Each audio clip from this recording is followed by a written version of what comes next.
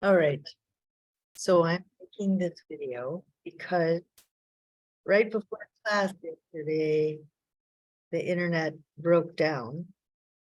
And yeah, that's never happened to me before.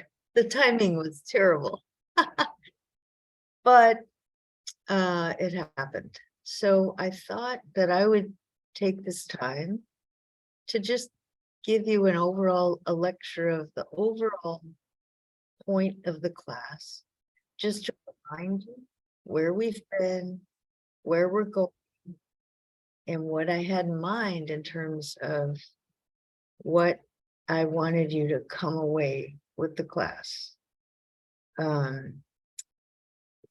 We have a capacity, an intellectual capacity that the Greeks called mind, that is really a kind of intellectual excellence based on our capacity to reflect, to recognize,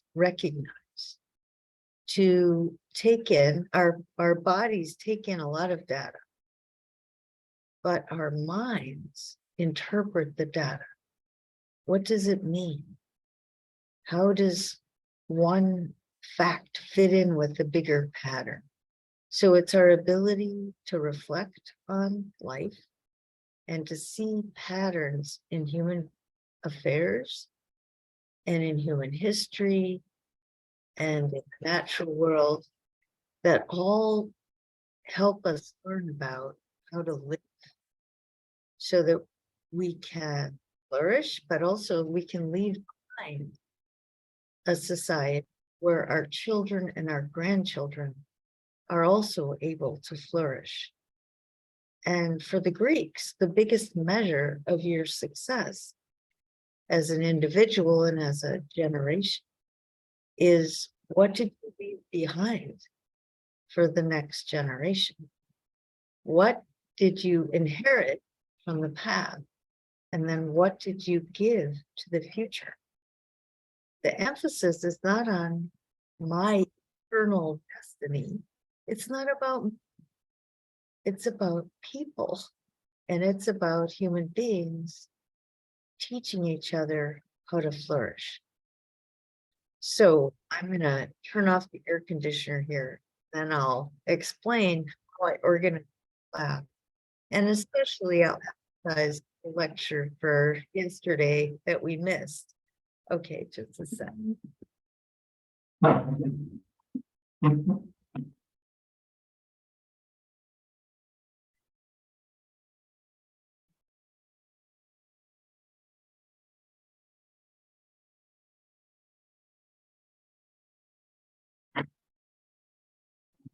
Okay, so we started out the class with the Greeks and the story of Athens and how they had a great democracy and they corrupted it and lost it.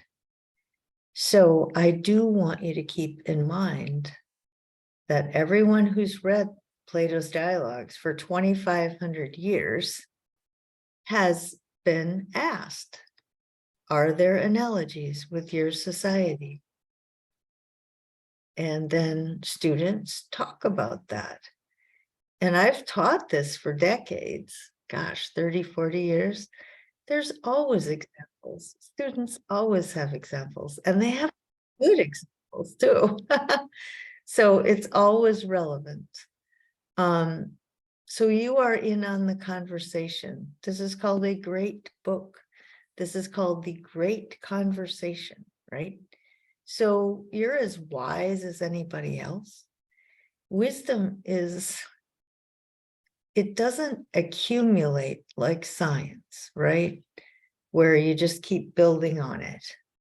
You can, I was more mature, I don't know, in the 1980s, I think, than I am now, because I'm becoming kind of an impatient old fuddy-duddy.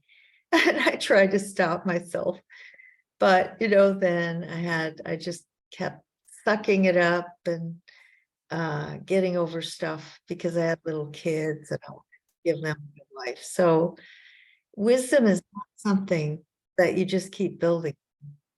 You just always have to work on it. You can get, you can have more experiences, you can have more successes, but you can also have more failure.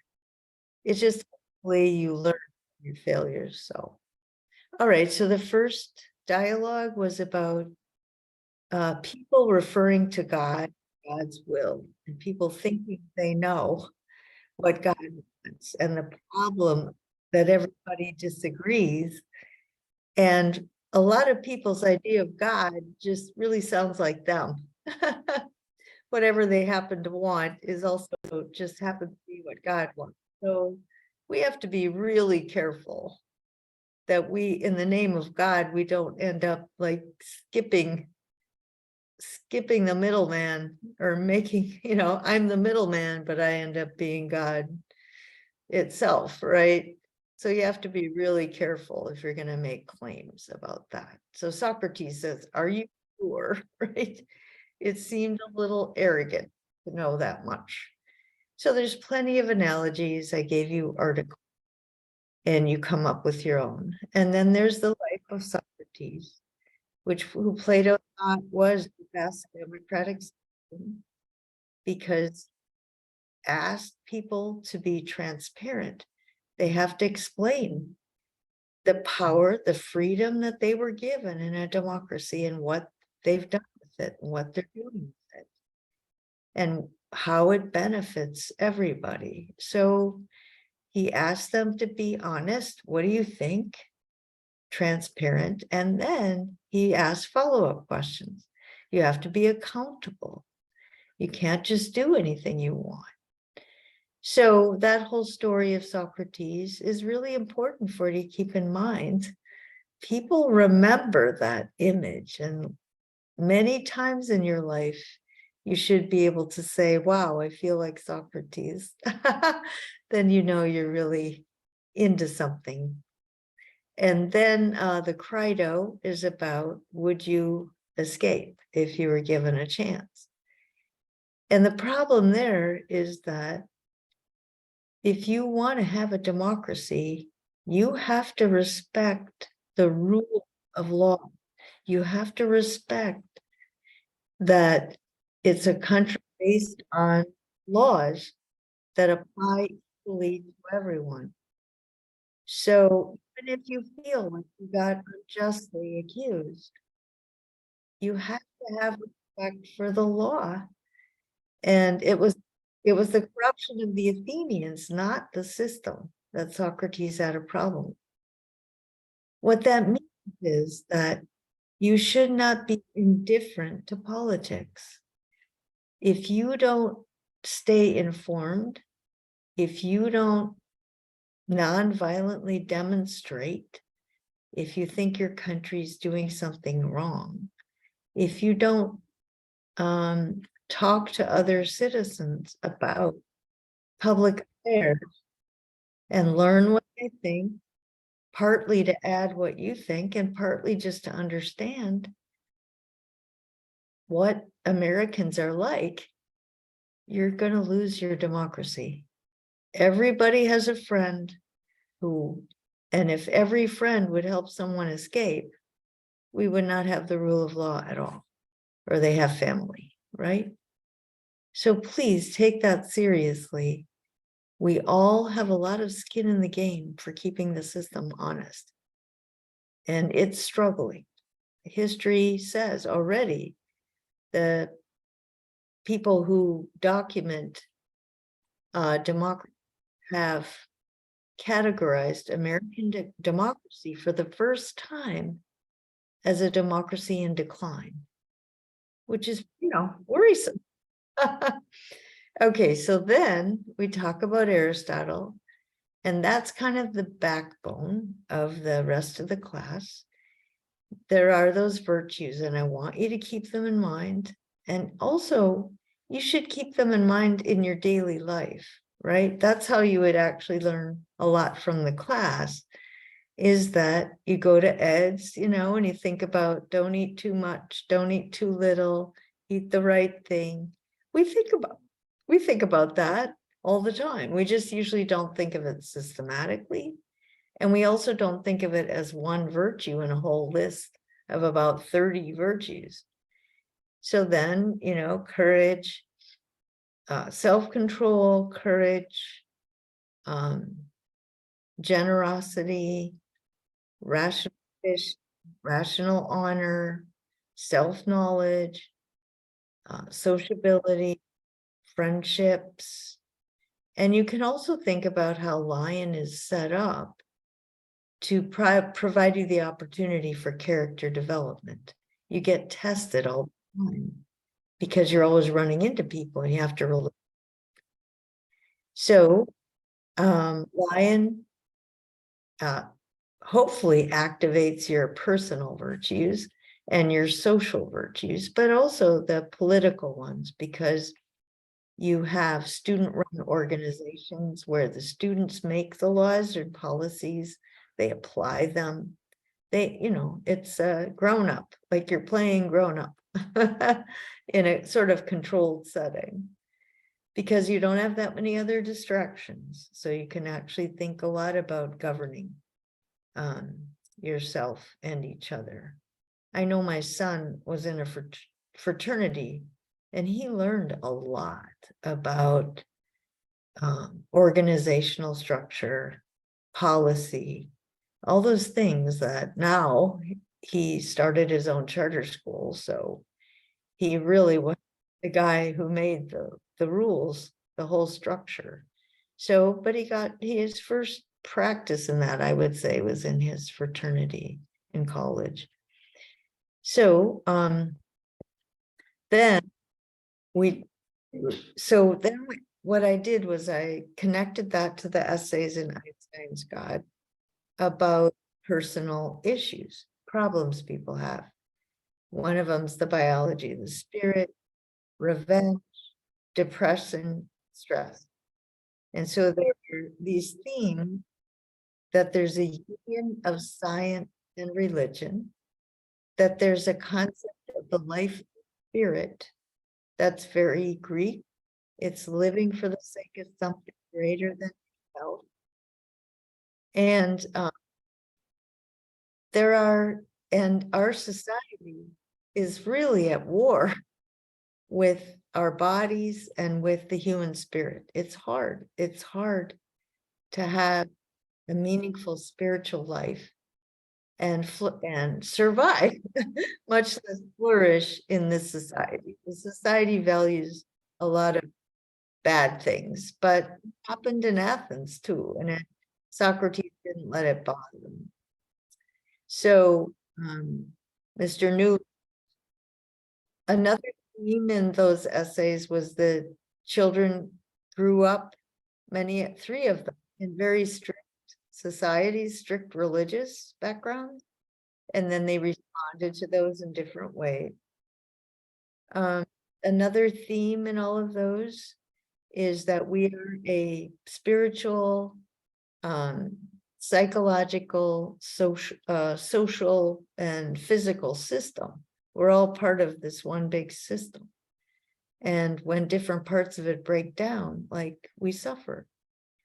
So the stress article was interesting because it just explains that culture can put you under stress and your body reacts, right? There's a real physical reaction. And so then that sets up these immunity responses, and you get some body chemistry that's really gonna cripple your body. So then Esther Steinberg went to Greece and sort of learned how to walk again. So that's a real problem. Stress causes even physical problem. And then depression is a mood disorder. But again, it's not just feeling bad. It's also feeling disconnected to meaning in life and to your natural vitality. So you need to find a way to sustain yourself spiritually. And then revenge is always an issue, not overreacting or underreacting. And how do you create a society where people can get justice, right? Someone does something wrong. The person who's harmed has to know that the system is going to take care of that, of the situation, satisfy them by punishing the criminal justly, right? When you can't trust the system, you're in trouble. But again, that's why you all have to go out as adults and work on keeping our system honest and just. So then we transitioned, because those articles focused on personal issues like depression and stress, but you couldn't separate a revenge. You can't separate them from the broader political life, right? Can't separate revenge from having a good legal system. You can't separate stress from having professional life being defined, that the expectations are so high that people break down physically as a job is impossible. And another issue with stress is when people don't trust each other.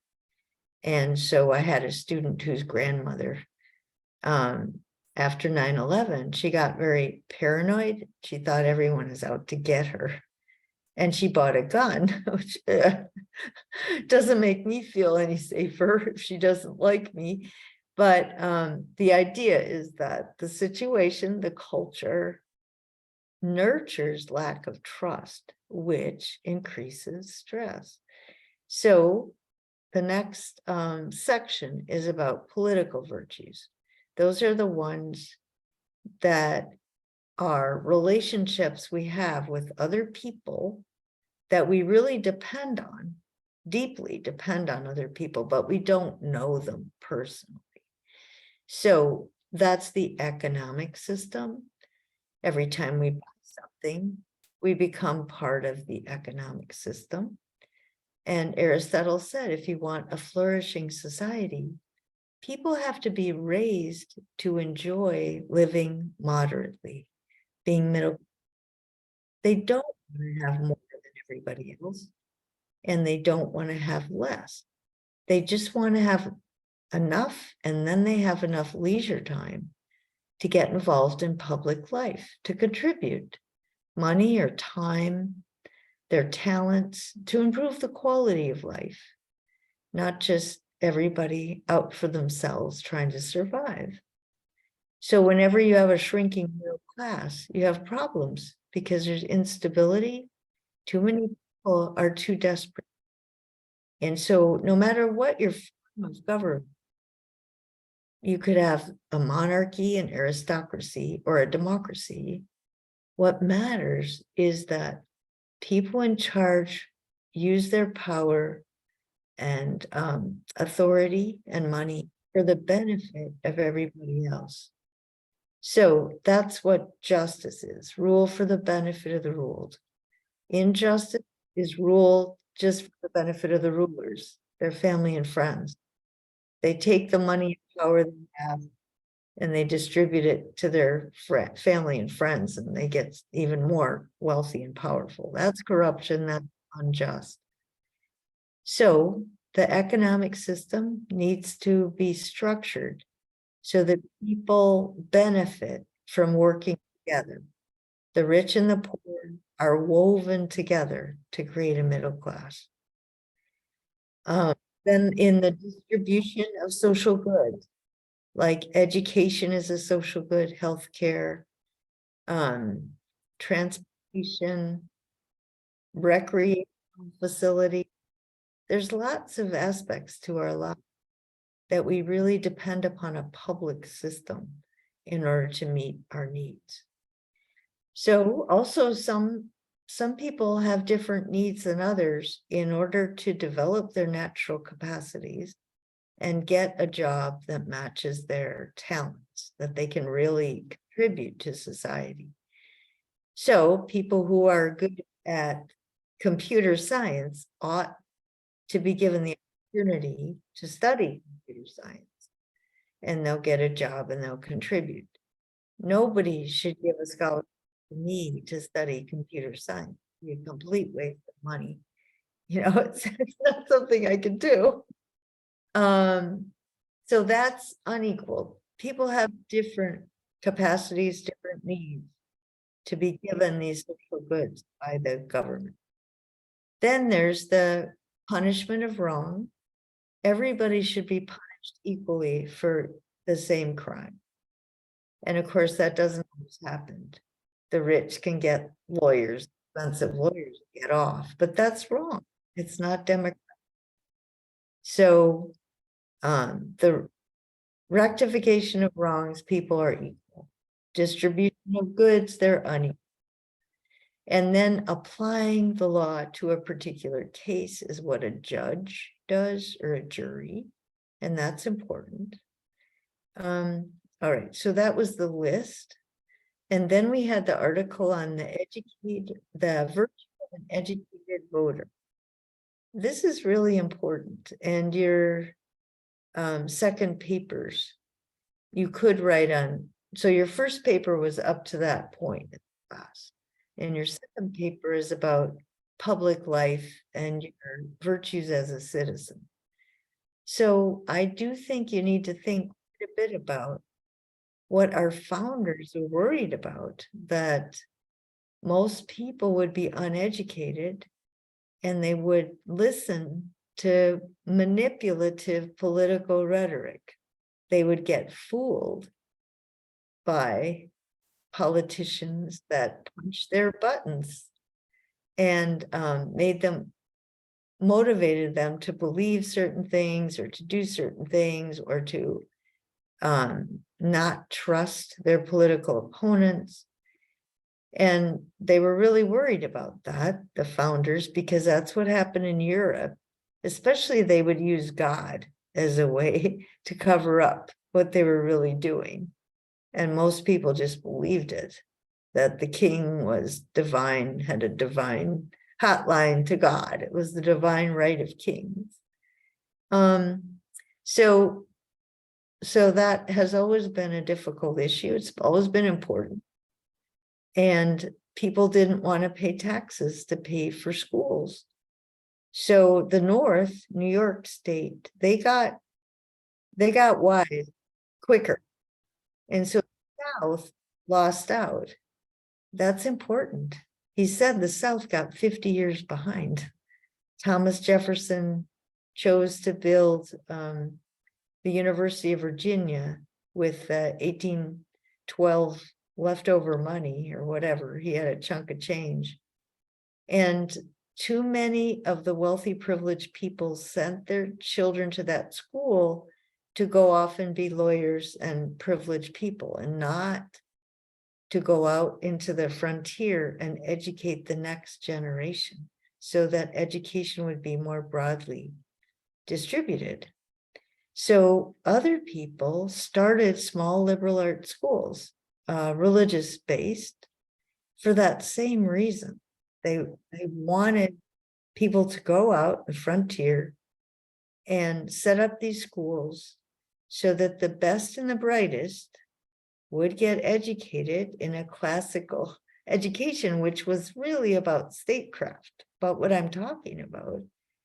And then they would use their education to weave together the rich and the poor and create a strong and stable middle class.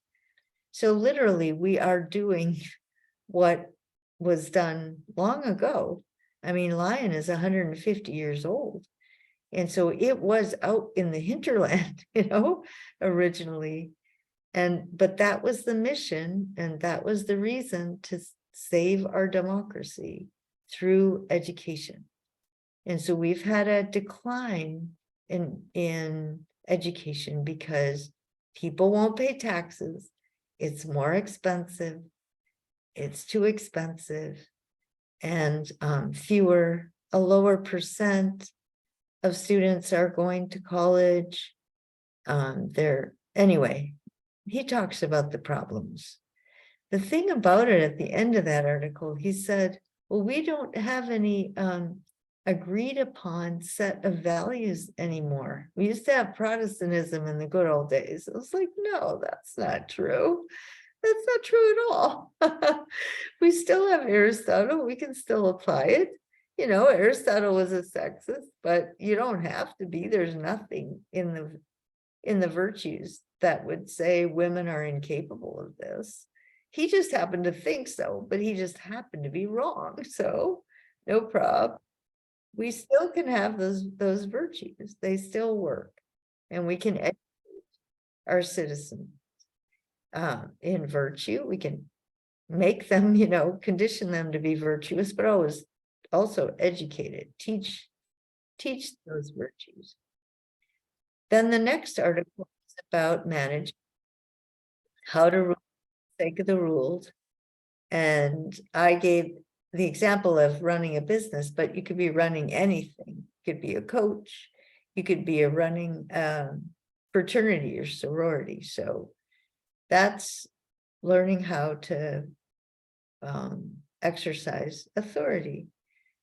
And I generally would be pretty bad at that because you have to constantly be making decisions that clearly affect people, and people will complain, right? Some people, there will always be people who think you're wrong.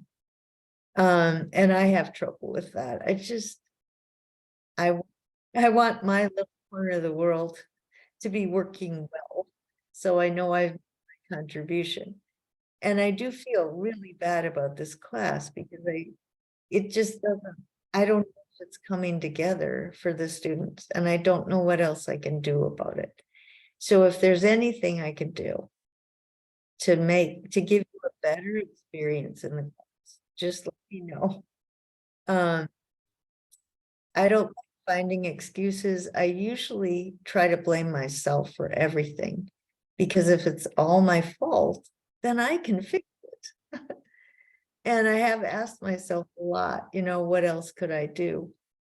And I just don't know. I guess I've gotten to the point where I just have to let it go and ask students, please, you tell me what else you need if you feel like you're not getting your money's worth, right? You're just checking off the boxes. If you'd like to get more out of the class, just let me know what I should do. There's all those little glitches, such as the internet going down, which it never did before. And then there's, I don't know how to write comments on the papers and all those little Canvas kind of things. Again, I thought that the students already knew about Canvas and I was behind.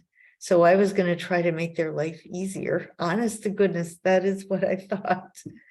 And that hasn't worked out real well, I don't think.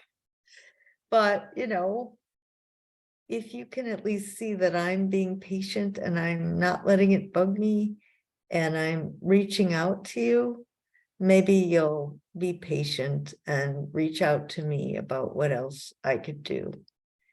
So that's my little take on that management section on management.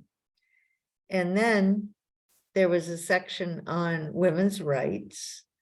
And my point with the women's rights article was that these are trends, they're patterns, they're based on the human condition. They do change, right? There's certain things about humanity that stays the same, and there's certain things that change. And real history, like human beings create a history, and it's up for grabs whether that history actually becomes better or not, right? Athens had a great democracy and then they corrupted it. So they went back. A lot of countries right now are going backwards. It's not a linear development. They're just not evolving to higher and higher levels of democracy at all. So you're part of this. You're going to have to pick up the torch, figure out how to carry democracy forward. And then the second part of that essay. So there was John Stuart Mill, they're all the same arguments, Mary Wollstonecraft, hey, it's those are all very reasonable arguments now. They're arguments that you could tell somebody about. But then you compare that to the argument for getting rid of racism and getting rid of discrimination based on sexual orientation. And then I think you could realize that, oh my gosh, we still do this. We still keep, there are people who keep resisting change because their comfort zone is in the past. But, intellectuals, college-trained students have to be able to think about the underlying principles that sexism was based on a lie. Women are capable of theoretical thinking. Racism was based on a lie. Your intellectual and practical capacities are exactly the same. The amount of melatonin in your skin, it has nothing to do with your ability level. And then sexual orientation, people who are non-binary are not sexual predators. They're perfectly capable of long-term relationships. They're perfectly capable of getting jobs, paying taxes, right? As far as citizenship is concerned, they can just be as good of a citizen as everybody else. And that's all you should care about for a legal system. So you shouldn't discriminate against them because they're equally capable of citizenship. You might think they're, evil or whatever, but that's your religious point of view. You don't bring that into public life. You don't discriminate. So then that was that. Then the articles for this time were on humanism. And I'm going to require you, and I'll put in an email and an announcement to keep going with the assignments. For Friday, we're just going to have to push forward. We're not going to get through all the material. But the main points I wanted you to get for yesterday's reading was, first of all, philosophy is important. There is an underlying philosophy in the way you live. It's just college is the time where you start being aware. Oftentimes the philosophy was in the mind of your parent, or it was in the mind of the founders of your country, or it was in the mind of the rulers in the last 50 years, or whatever, but somebody else's mind constructed the world you grew up in. So then you have to unpack that and figure out, well, what do I think, right? Do I agree with what they thought or not? And how is it my experience have been molded by that? Is it good? Is it bad? And then you have to keep creating your own worldview. So I do want you to, once and for all, I want to say, remember what the post assignment is. You have to come to class with 3 points from the text. So one thing that's happened in the class is students aren't referring to something in the text before they talk about whatever they want to talk about. You have to show me you actually read it. So a number of the discussions, just students talk, they wouldn't have had to read anything. So please always go back to the text, because I want you to show me you're actually learning something. Like you couldn't have just completely done everything without cracking a book, right? Or opening a file. So you have 3 points you come with, and you need to quote from that, paraphrase before you. And then afterwards, you have 3 things you learned, and you have, am I going to add this to my worldview at the end of the class? So you're always building on your worldview. Okay, so what I want you to get out of the humanist article is that our founding fathers were humanists. Whatever else they were or weren't, they were humanists. What does that mean? Well, most of them were Church of England. 85 of the signers of the Declaration of Independence belonged to what is now the Episcopal Church. So they unite reason and faith. They loved reason, okay? The Declaration of Independence is based on an Enlightenment view of reason. The Enlightenment thinkers thought that modern science and social science would save the world once and for all. That you could take social science and mold people to become good. All you had to do was do enough research to figure out what sort of social condition you can set up so that people will get cranked out virtuous, right? It was only all of these lousy systems that we had in place, these authoritarian systems and all this language about God's will and all this crap. That was what was causing greed, lust, animosity, all that, all the garbage was caused by a bad social system. So if you fix the system, we'll be fine. Plus science. So you're also cultivating the sciences, you're going to have better medicine, you're going to have better housing. Everything is, the material conditions of life are just going to keep getting better and better. So our founders have a view of God. They don't refer to God very much at all in the documents, not at all in the Constitution. This was completely outrageous to the people in Europe. They thought that our founders were like fire-breathing atheists, all right, because they didn't conform to traditional views. So they were deists rather than Trinitarians. Thomas Jefferson went to the Unitarian Church. Unitarian is right up there saying we're Unitarians, we're not Trinitarians. I'm sorry. So any sort of traditionalist would think they're not Christians at all. They didn't think Jesus was a Messiah. It's like, yeah, most of them didn't. Sorry. Some of them did, some of them didn't. But boy, they really, really were gung-ho about science. And so the concept of God in the Declaration is a Newtonian concept. It's not the Aristotelian, it's not the ancient view of God, it's the modern view. And so they were religious heretics, right? They you know, they betrayed the religious tradition. Anyone who's a fundamentalist or conservative at all would think most of our founders were just flaming atheists, horrible, degenerate, whatever.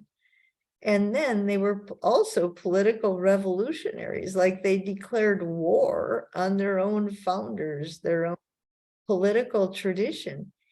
They didn't, the revolution wasn't just that the king is a bad king, right? There are plenty of those, you know, kings got killed and replaced. And so it wasn't a case where it was just the person in the position that was the problem.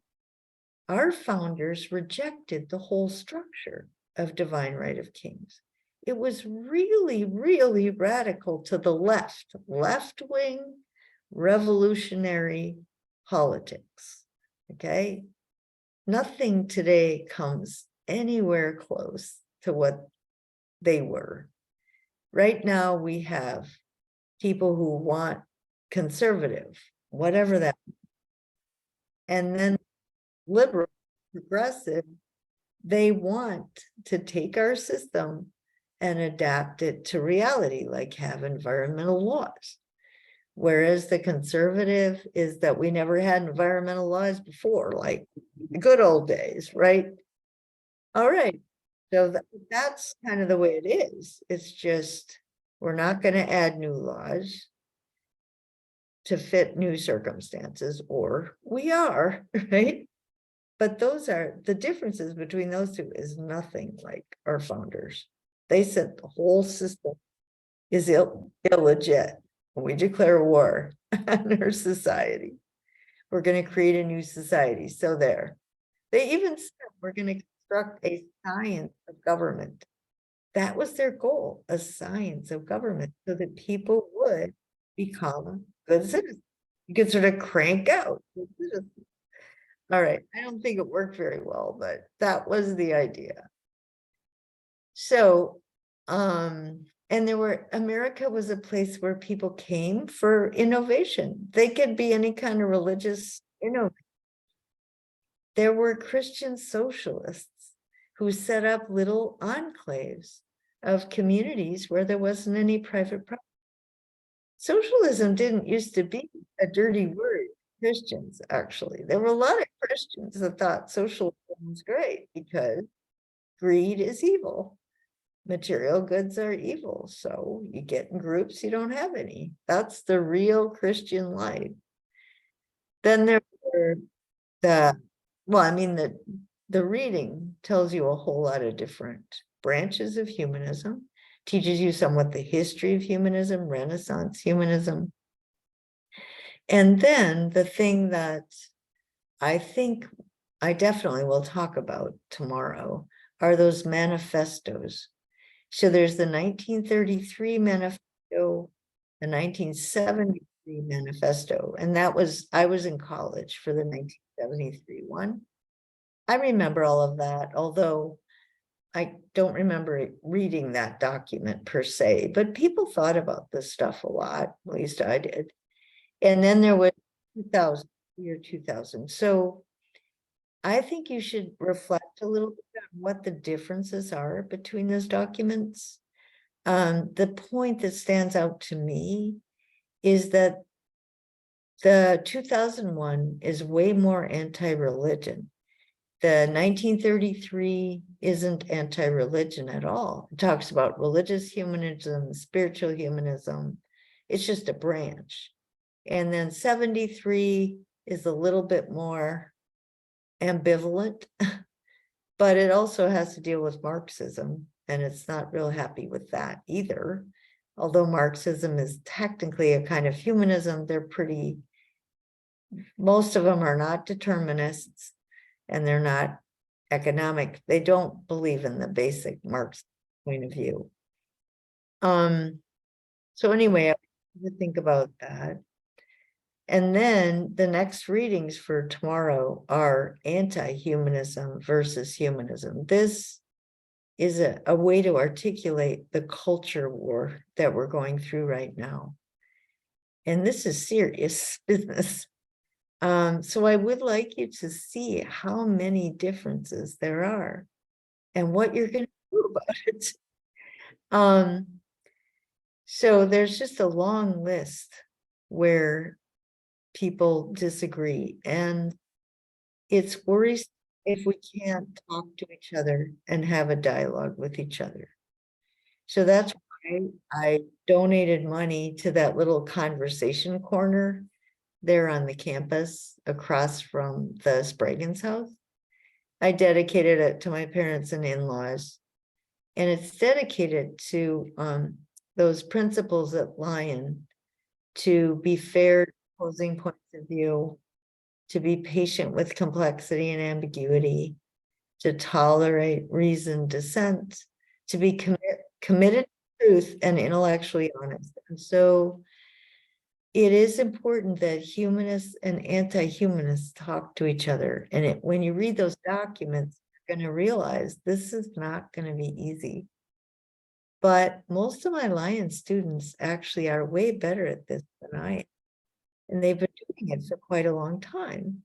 Many of them had grandparents, and one side of the family was pretty fundamental, and the other side of the family was pretty liberal.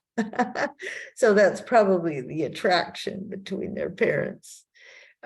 Each one is kind of like intrigued by the other. It was, the great mystery over there on the other side. But anyway, the students themselves have had to resolve these things or integrate these things or get along with people. And so I admire them a lot. I have a lot more respect for them than I do for myself, actually, on that issue. So it's odd that I, donated this conversation quarter when I have to admit, I think my students are better at it than I am. So I'm not preaching at them. I'm just saying, keep it up, really important.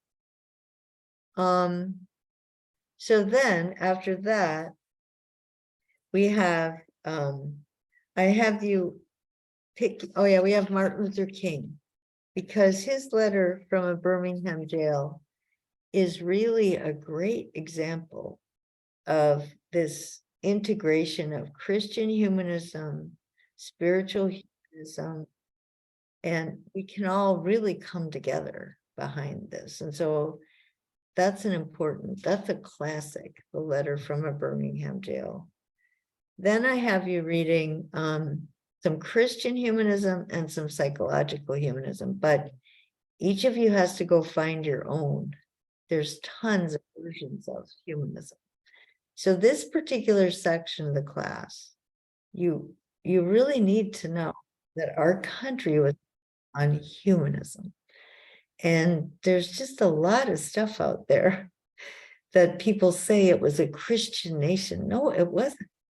It was considered atheist, blaming it because it wasn't Christian enough at the time. Not close, it was way out there.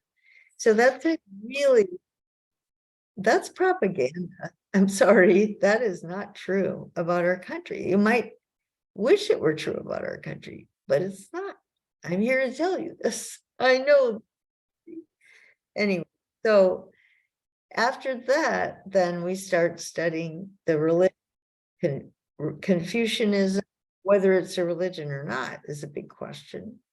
Hinduism, Buddhism, and Islam. And so in each case, I teach it from Aristotle's virtue point of view. And we show you that Socrates, Jesus, Confucius, Buddha, Muhammad, Gandhi, Martin Luther King, they all have these same virtues. Now, each of them, some of them have weaknesses, and those come out.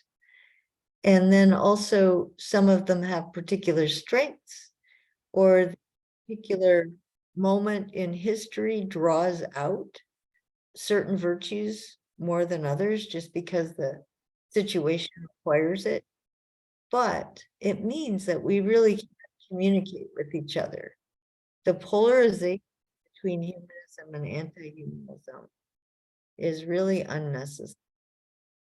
But every tradition, Confucianism, Buddhism, they each have a branch that's humanist and a branch that's intolerant, that focuses more on the orthodoxy. You have to believe these words. You have to believe this. At the expense of being virtuous. The other side, I know whether someone's a Christian by how they behave, not by what they believe. So, that's for you to think about. All right, so that's kind of the direction of class, but we're right in the middle of this section on yourself as a citizen, thinking like a citizen, and this is really important. I'm often surprised that I don't think the students at mine often come having a lot of citizenship, although I'm not sure. It's just that if you want to save a democracy, you really do think quite a bit about what it means to be a good citizen. Another thing that happened during COVID, I had I had a student who complained because she said, I thought when I came here, people would be talking about serious questions, and they're not. And so I decided to read a lot of books. I think I read 50 books during COVID because, the whole weekend is there. And I wanted to expand my mind. And I blew my mind. I mean, I just have a bigger world since then. There's all these things that I wondered about. And I just finally took a weekend. For example, our torture program, when we tortured at Guantanamo Bay, like what's the back?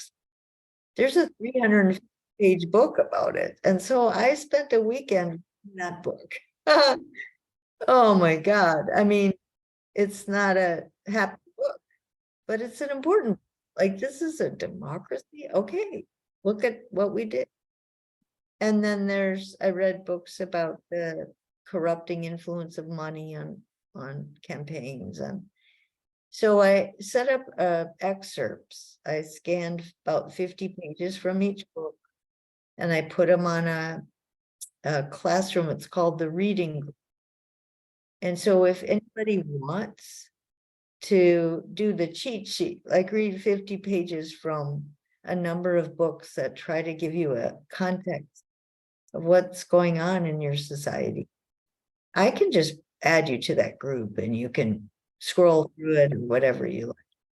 You can also at any point say, I want to talk to you about it, about this book. I'm curious. So I like to do that. It's a service I provide as a liberal arts educator. And I haven't yet created a class for credit that would involve those books because I don't know, I might get accused of being biased. So I don't want to politicize it. It's just, to me, it's a shorter way to become informed, right? You can get informed after reading 50 pages from, I don't know, maybe there's 40 books or something, but anyway, so I will see you tomorrow. And I would like I'll remind you, let's look at the screen share to see exactly what we're looking for here. Okay.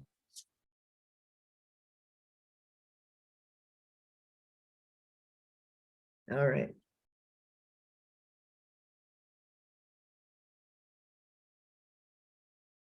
Oh, I'm sorry. I should have planned this ahead.